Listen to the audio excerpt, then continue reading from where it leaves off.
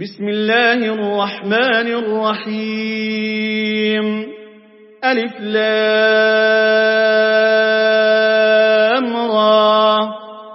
كتاب أحكمت آياته ثم فصلت من لدن حكيم خبير ألا تعبدوا إلا الله إنني لكم منه نذير وبشير وأن استغفروا ربكم ثم توبوا إليه يمتعكم متاعا حسنا إلى أجل مسمى ويؤت كل ذي فضل فضله وإن تولوا فإني أخاف عليكم عذاب يوم كبير إلى الله مرجعكم وهو على كل شيء قدير ألا إنهم يثنون صدورهم ليستخفوا منه ألا حين يستغشون ثيابهم يعلم ما يسرون وما يعلنون إنه عليم بذات الصدور وما من دابة في الأرض إلا على الله رزقها ويعلم مستقرها ومستودعها كل في كتاب مبين وهو الذي خلق السماوات والأرض في 6 أيام وكان عرشه على الماء ليبلوكم أيكم أحسن عملا ولئن قلت إنكم مبعوثون من بعد الموت ليقولن الذين كفروا إن هذا إلا سحر مبين ولئن أخرنا عنهم العذاب إلى أمة معدودة ليقولن ما يحبسه ألا يوم يأتيهم ليس مصروفا عنهم وحاق بهم ما كانوا به يستهزئون ولئن أذقنا الإنسان منا رحمة ثم نزعناها منه إنه ليئوس كفور ولئن أذقناه نعماء بعد ضراء مسته ليقولن ذهب السيئات عني إنه لفرح فخور إلا الذين صبروا وعملوا الصالحات أولئك لهم مغفرة وأجر كبير فلعلك تارك بعض ما يوحى إليك وضائق به صدرك أن يقولوا لولا أنزل عليه كنز أو جاء معه ملك إنما أنت نذير والله على كل شيء وكيل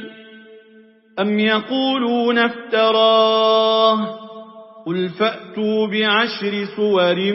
مثله مفتريات ودعوا من استطعتم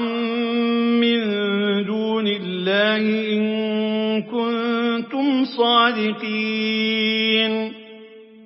فإن لم يستجيبوا لكم فاعلموا أنما أنزل بعلم الله وأن لا إله إلا هو فهل أنتم مسلمون من كان يريد الحياة الدنيا وزينتها نوفي إليهم أعمالهم فيها وهم فيها لا يبخسون أولئك الذين ليس لهم في الآخرة إلا النار وحبط ما صنعوا فيها وباطل ما كانوا يعملون أفمن كان على بينة من ربه ويتلوه شاهد منه ومن قبله كتاب موسى إماما ورحمة أولئك يؤمنون به ومن يكفر به من الأحزاب فالنار موعده فلا تك في مرية منه إنه الحق من ربك ولكن أكثر الناس لا يؤمنون ومن أظلم ممن افترى على الله كذبا أولئك يعرضون على ربهم ويقول الأشهاد هؤلاء الذين كذبوا على ربهم ألا لعنة الله على الظالمين الذين يصدون عن سبيل الله ويبغونها عوجا وهم بالآخرة هم كافرون أولئك لم يكونوا معجزين في الأرض وما كان لهم من دون الله من أولياء يضاعف لهم العذاب ما كانوا يستطيعون السمع وما كانوا يبصرون أولئك الذين خسروا أنفسهم وضل عنهم ما كانوا يفترون لا جرم أنهم في الآخرة هم الأخسرون إن الذين آمنوا وعملوا الصالحات وأخبتوا إلى ربهم أولئك أصحاب الجنة هم فيها خالدون مثل الفريقين كالأعمى والأصم والبصير والسميع هل يستويان مثلا أفلا تذكرون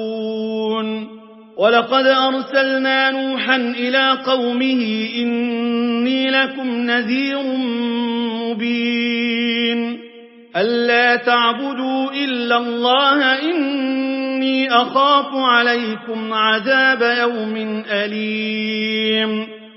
وقال الملأ الذين كفروا من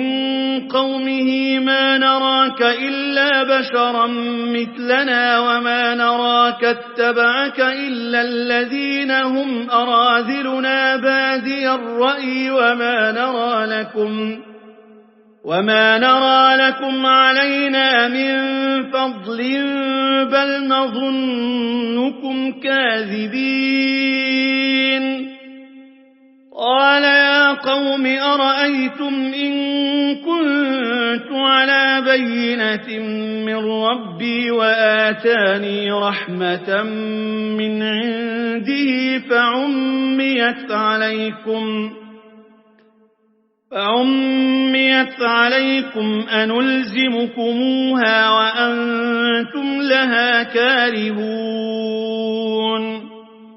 ويا قوم لا أسألكم عليه مالا إن أجري إلا على الله وما أنا بطارد الذين آمنوا إنهم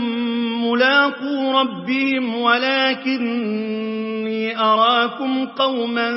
تجهلون ويا قوم من ينصرني من الله إن طردتهم أفلا تذكرون ولا أقول لكم عندي خزائن الله ولا أعلم الغيب ولا أقول إني ملك ولا أقول للذين تزدري أعينكم لن يؤتيهم الله خيرا الله أعلم بما في أنفسهم إني إذا لمن الظالمين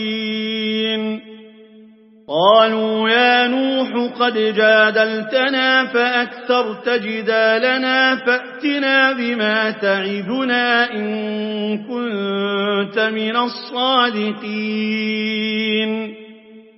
قال إنما يأتيكم به الله إن شاء وما أنتم بمعجزين ولا ينفعكم نصحي إن أردت أن أنصح لكم إن كان الله يريد أن يغويكم هو ربكم وإليه ترجعون أم يقولون افتراه قل إن افتريته فعلي إجرامي وأنا بريء مما تجرمون وأوحي إلى نوح أنه لن يؤمن من قومك إلا من قد آمن فلا تبتئس بما كانوا يفعلون واصنع الفلك بأعيننا ووحينا ولا تخاطبني في الذين ظلموا إنهم مغرقون ويصنع الفلك وكلما مر عليه ملأ من قومه سخروا منه قال إن تسخروا منا فإنا نسخر منكم كما تسخرون فسوف تعلمون من يأتيه عذاب يخزيه ويحل عليه عذاب مقيم حتى إذا جاء أمرنا وفارت النور قل نحمل فيها من كل زوجين اثنين وأهلك إلا من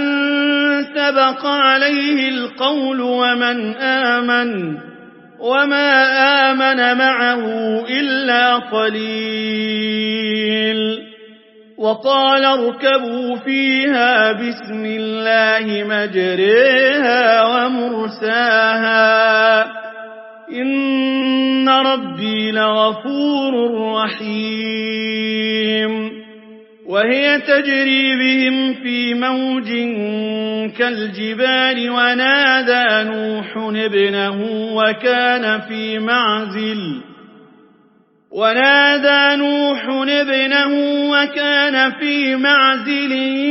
يا بني اركب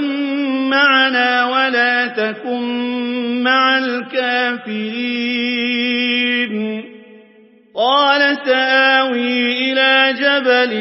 يعصمني من الماء قال لا عاصم اليوم من أمر الله إلا من رحم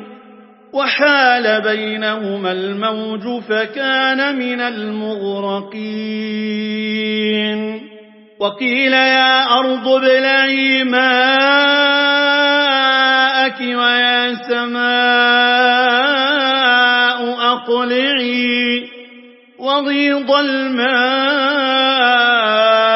وقضي الأمر واستوت على الجودي وقيل بعدا للقوم الظالمين ونادى نوح ربه فقال رب إن ابني من أهلي وإن وعدك الحق وإن وعدك الحق وأنت أحكم الحاكمين قال يا نوح إنه ليس من أهلك إنه عمل غير صالح فلا تسألني ما ليس لك به علم إني أعظك أن تكون من الجاهلين قال رب إني أعوذ بك أن أسألك ما ليس لي به علم وإلا تغفر لي وترحمني أكن من الخاسرين قيل يا نوح اهبط بسلام منا وبركات عليك وعلى ممن معك وأمم سنمتعهم ثم يمسهم منا عذاب أليم تلك من أنباء الغيب نوحيها إليك ما كنت تعلمها أنت ولا قومك من قبل هذا فاصبر إن العاقبة للمتقين وإلى عاد أخاهم هودا قال يا قوم اعبدوا الله ما لكم من إله غيره إن أنتم إلا مفترون يا قوم لا أسألكم عليه أجرا إن أجري إلا على الذي فطرني أفلا تعقلون ويا قوم استغفروا ربكم ثم توبوا إليه يرسل السماء عليكم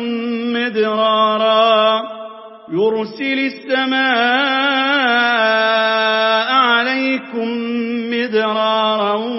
ويزدكم قوة إلى قوتكم ولا تتولوا مجرمين قالوا يا هود ما جئتنا ببينة وما نحن بتاركي آلهتنا عن قولك وما نحن لك بمؤمنين إن نقول إلا اعتراك بعض آلهتنا بسوء قال إني أشهد الله واشهدوا أني بريء مما تشركون من دونه فكيدوني جميعا ثم لا تنظرون إني توكلت على الله ربي وربكم ما من دابة إلا هو آخذ بناصيتها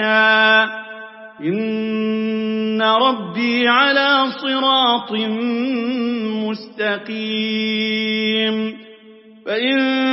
تولوا فقد أبلغتكم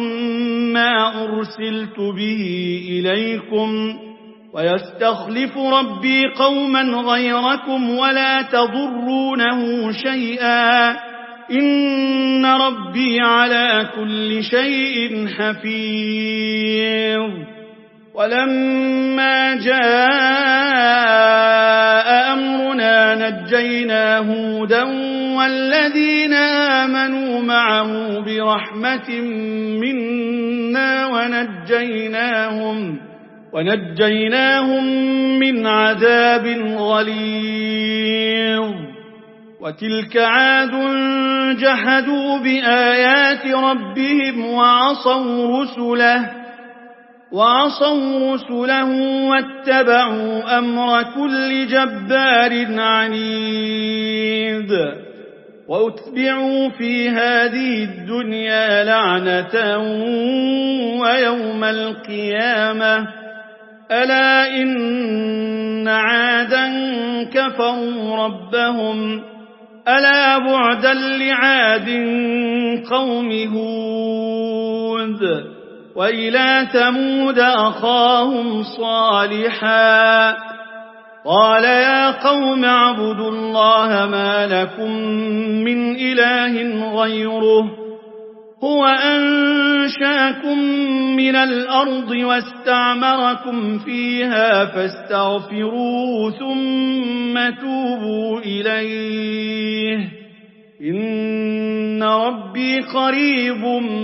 مجيب قالوا يا صالح قد كنت فينا مرجوا قبل هذا أتنهانا أن نعبد ما يعبد آباؤنا وإننا لفي شك مما تدعونا إليه مريب قال يا قوم أرأيتم إن كنت على بينة من ربي وآتاني منه رحمة فمن ينصرني من الله إن عصيته فما تزيدونني غير تخسير ويا قوم هذه ناقة الله لكم آية فذروها تأكل في أرض الله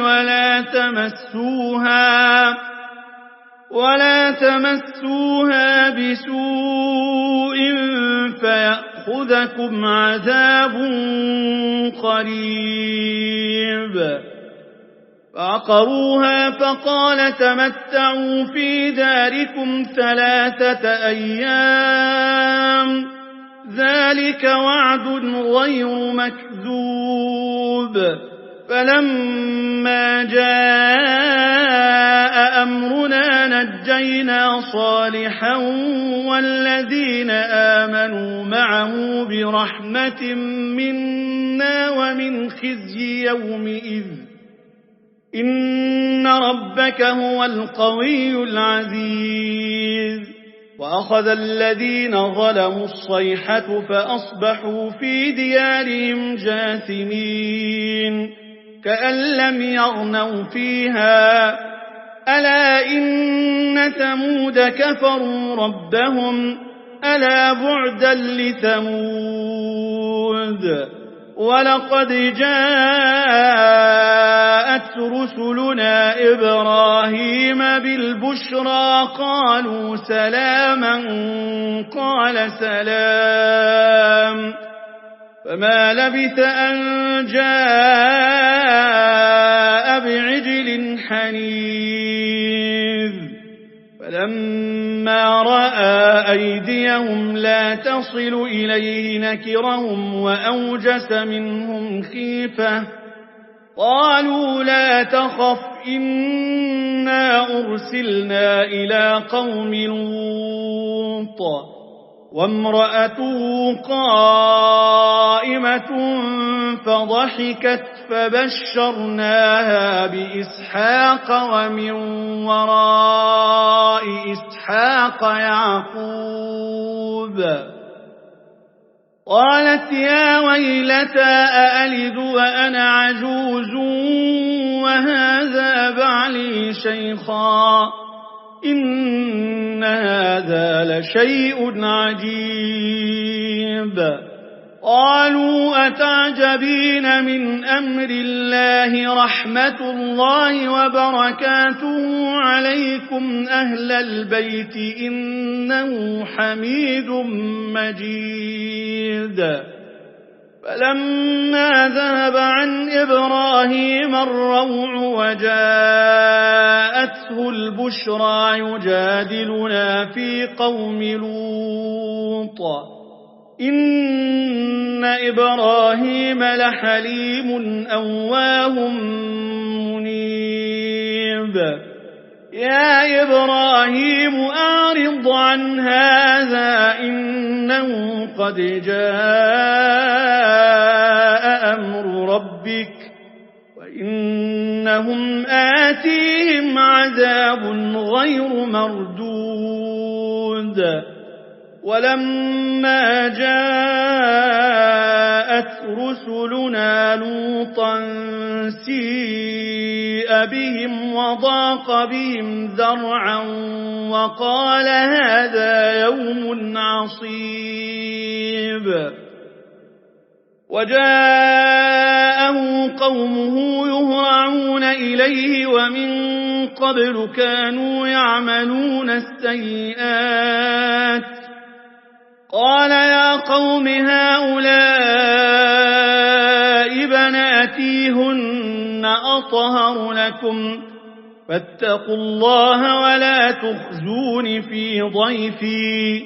أليس منكم رجل رشيد قالوا لقد علمت ما لنا في بناتك من حق وإنك لتعلم ما نريد قال لو أن لي بكم قوة أو آوي إلى ركن شديد قالوا يا لوط إنا رسل ربك لن يصلوا إليك فأسر بأهلك بقطع من الليل ولا يلتفت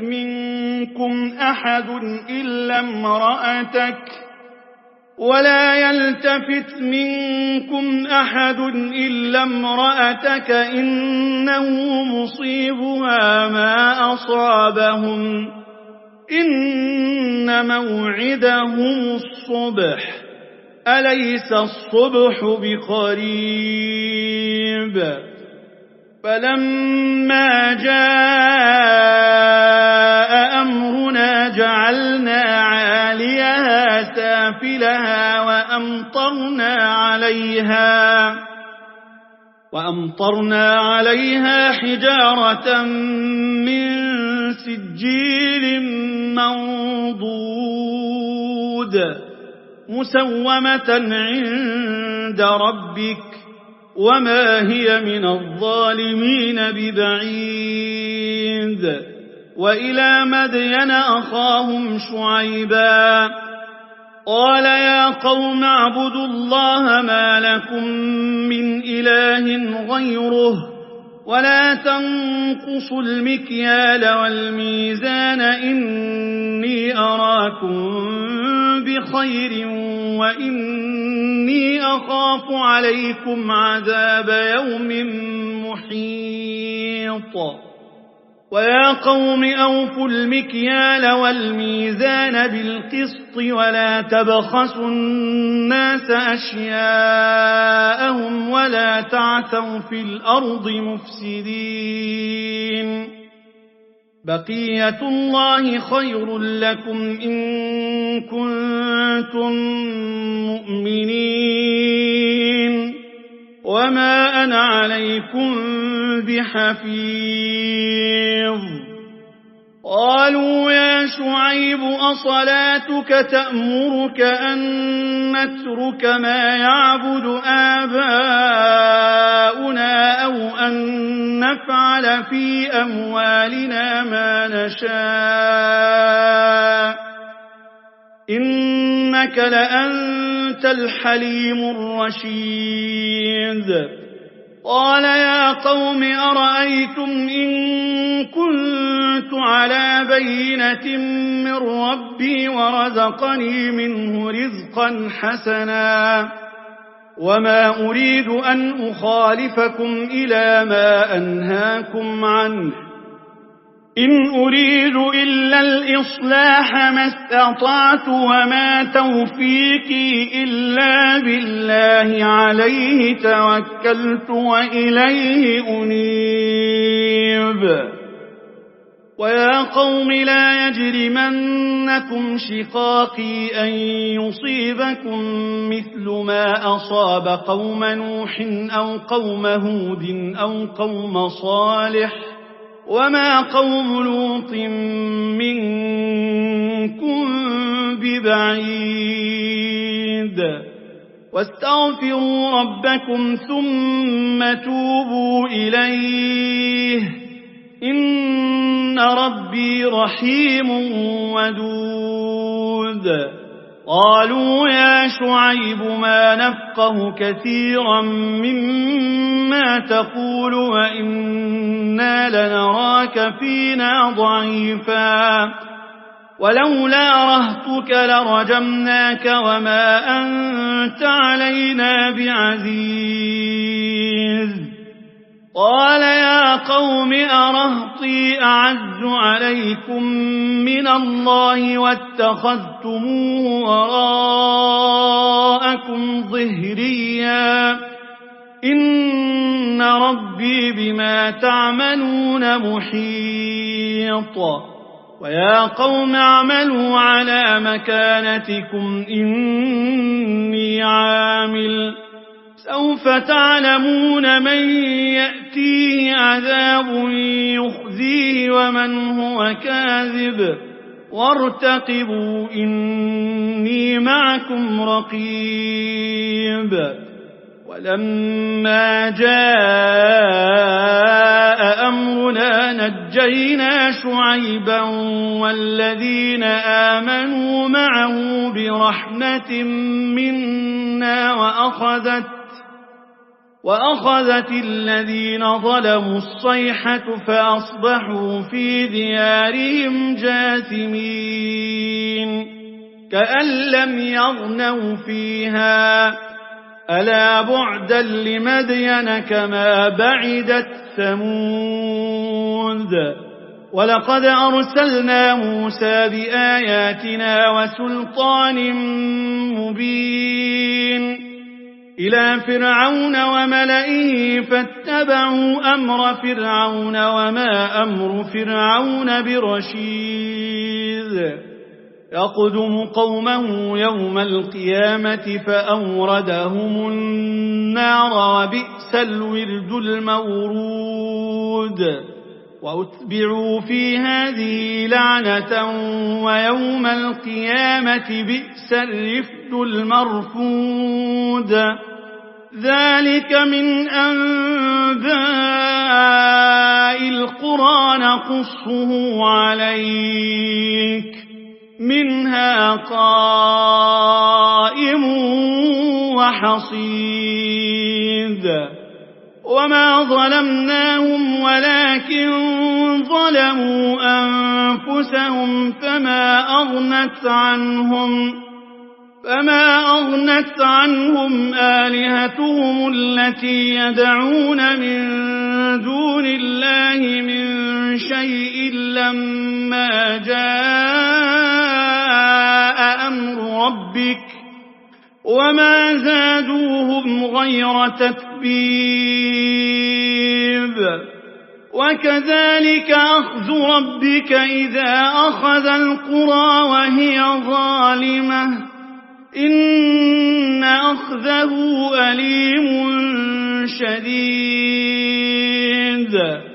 إن في ذلك لآية لمن خاف عذاب الآخرة ذلك يوم مجموع له الناس وذلك يوم مشهود وما نؤخره إلا لأجل معدود يوم يأتي لا تكلم نفس إلا بإذنه فمنهم شقي وسعيد فأما الذين شقوا ففي النار لهم فيها زفير وشهيق خالدين فيها ما دامت السماوات والأرض إلا ما شاء ربك إن ربك فعال لما يريد وأما الذين سعدوا ففي الجنة الجنة خالدين فيها ما دامت السماوات والأرض إلا ما شاء ربك عطاء غير مجذوذ فلا تك في مرية مما يعبد هؤلاء ما يعبدون إلا كما يعبد آباؤهم من قبل وإنا لموفوهم نصيبهم غير منقوص ولقد آتينا موسى الكتاب فاختلف فيه ولولا كلمة سبقت من ربك لقضي بينهم وإنهم لفي شك منه مريب وإن كلا لما ليوفينهم ربك أعمالهم إنه بما يعملون خبير فاستقم كما أمرت ومن تاب معك ولا تطغوا إنه بما تعملون بصير ولا تركنوا إلى الذين ظلموا فتمسكم النار وما لكم من دون الله من أولياء ثم لا تنصرون وأقم الصلاة طرفي النهار وزلفا من الليل إن الحسنات يذهبن السيئات ذلك ذكرى للذاكرين واصبر فإن الله لا يضيع أجر المحسنين فلولا كان من القرون من قبلكم أولو بقية ينهون عن الفساد في الأرض إلا قليلا ممن أنجينا منهم واتبع الذين ظلموا ما أترفوا فيه وكانوا مجرمين وما كان ربك ليهلك القرى بظلم وأهلها مصلحون ولو شاء ربك لجعل الناس أمة واحدة ولا يزالون مختلفين إلا من رحم ربك ولذلك خلقهم وتمت كلمة ربك لأملأن جهنم من الجنة والناس أجمعين وكلا نقص عليك من أنباء الرسل ما نثبت به فؤادك وجاءك في هذه الحق وموعظة وذكرى للمؤمنين وقل للذين لا يؤمنون اعملوا على مكانتكم إنا عاملون وانتظروا إنا منتظرون ولله غيب السماوات والأرض وإليه يرجع الأمر كله فاعبده وتوكل عليه وما ربك بغافل عما تعملون